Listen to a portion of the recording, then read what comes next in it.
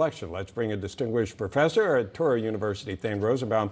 Thane, you've had a day to digest this. What should we be looking at? Well, let's remember this, Bob. The original plea deal that imploded involved pleading guilty to 2 misdemeanors related to the non-payment of taxes. That disappeared. That is not in this indictment. In that other plea deal, the gun charge was an afterthought. Remember, that's where they buried the immunity to future prosecution. Now everything flipped. Now the case is really about the gun charge, and we don't know what happened with the non-payment of taxes. And one person, you could conclude that, well, maybe that's the Justice Department trying to protect Joe Biden, because there's no question that Joe Biden doesn't have any connection to an illegal firearm. It's not like he and Hunter went to a driving range, smoked pot, and were using the gun. That would have gotten everybody's interest. The issue is money.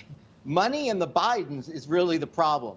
So if somehow the non-payment of taxes charges disappear, they may come back, but they're not in the indictment right now. The issue of where Hunter Biden got the money and what he did with the money opens up the window for the election prospects of his father. It leads to questions of influence peddling, corruption, bribery, the very same things that Congress is looking at. So if I was the Biden team, I'd say, you know, we're sacrificing the son on a gun charge, and let's just go full steam ahead on the presidential election and let the father just accept the fact that his son may be convicted of this charge.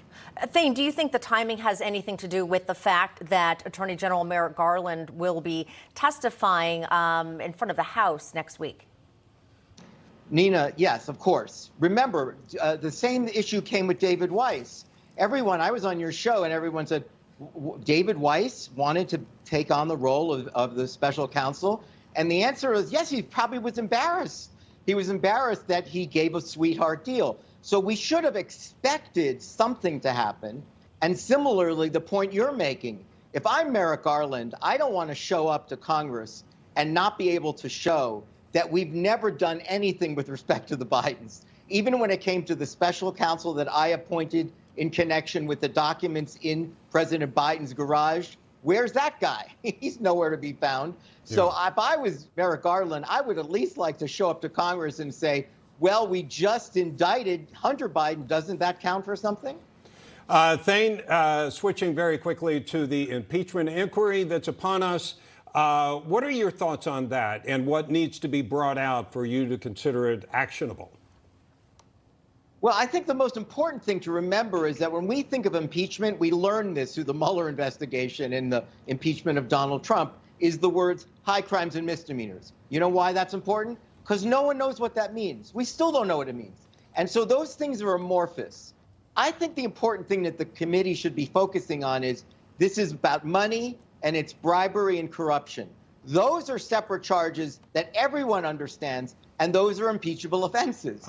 So I think focusing specifically on money and whatever evidence there's there, and as you and I have talked about, about 3 of us have talked about, circumstantial evidence is evidence. If you can draw a line between Joe Biden and those offshore accounts and raise the question of bribery and corruption, those are impeachable offenses, and those are not amorphous. Everyone knows what that looks like. Right. Wasn't it Gerald Ford that said high crimes and misdemeanors are whatever a majority of the House of Representatives believes that they are?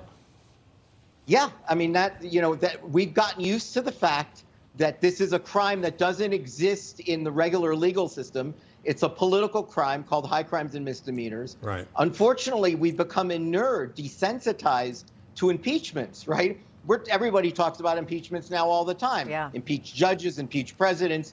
And so at least if we're going to do this, if we're going to, as a country, do this, let's be very clear what the crime is. Yeah, and if I was the Oversight Committee, if I was investigating this case, I would be focusing on the money. But we know what Thane says is unimpeachable. Of course, very, very well said, and certainly never amorphous. All right. Thane Rosenbaum, thanks so much for being with us, as always.